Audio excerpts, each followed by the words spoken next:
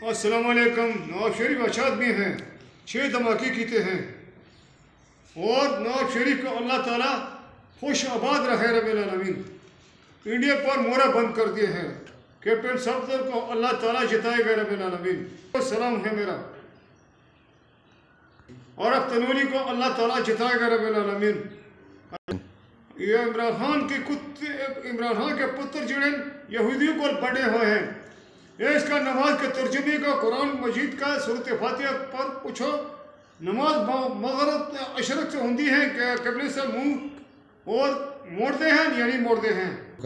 नवाज शरीफ को अल्लाह ताला जिताएगा। नवाज शरीफ मेरा सलाम है और उनती है यानी पढ़ते हैं और त्रिमत भी यहूदी है और नमाज भी कम करने वाले हैं।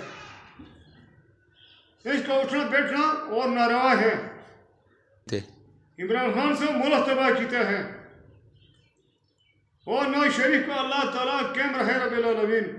अस्सलातु वस्सलामु अलैका या अय्युहन नबी रहमतुल्लाह अलैहि।